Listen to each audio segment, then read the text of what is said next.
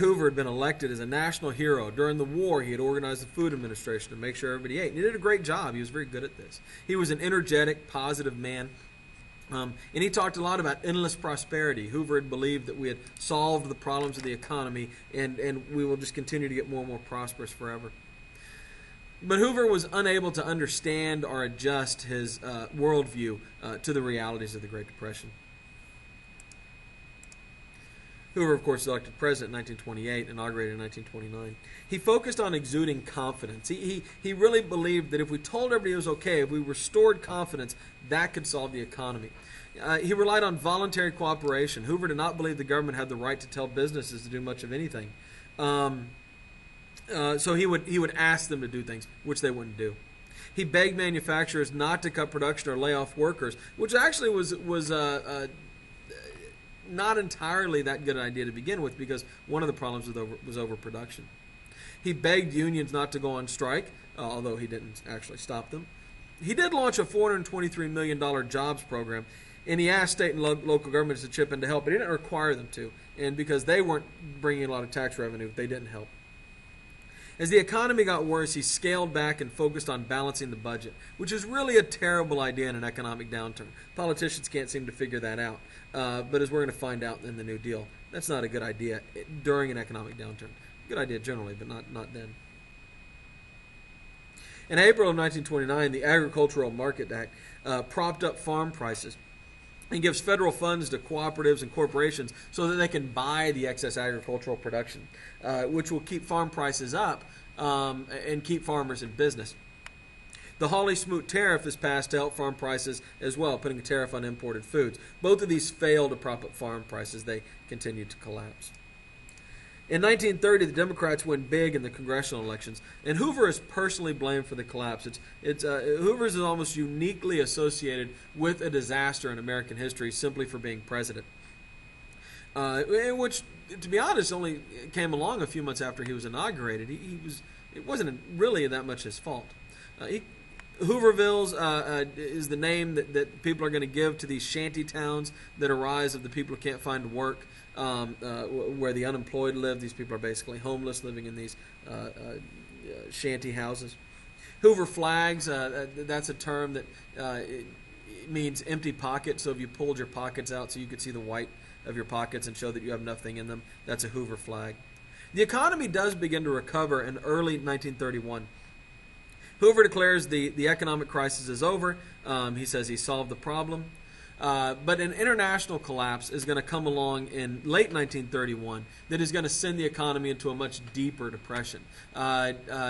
Incidentally, this international collapse goes back a lot to our tariff policies and our refusal to renegotiate the debt. So this is also kind of certainly Republican economic policies played a role in that.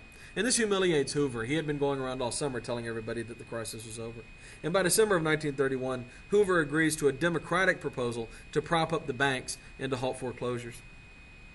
In January of 1932, the Reconstruction Finance Corporation provides loans to struggling in businesses and banks. There's about $1.5 billion in loans.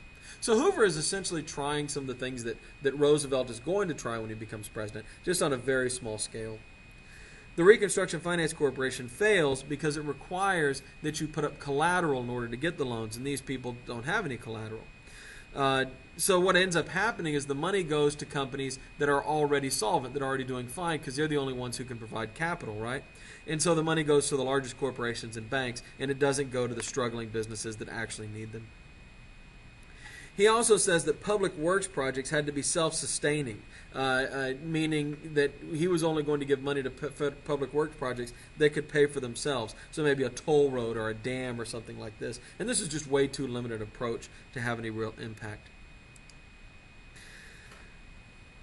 America was essentially in shock in 1930 and 1931 and doesn't react very strongly to the Depression. Maybe they figured it would get better quickly until 1932.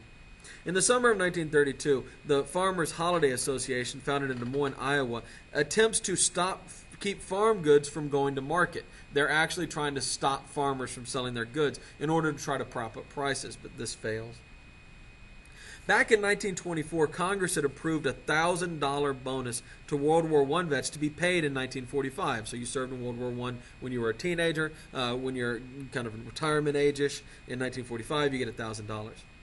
In 1932, a group of World War I veterans got together and they asked Hoover for a reduced amount of this money. So they said, we would not wait till 1945. We would prefer to take a lesser amount now.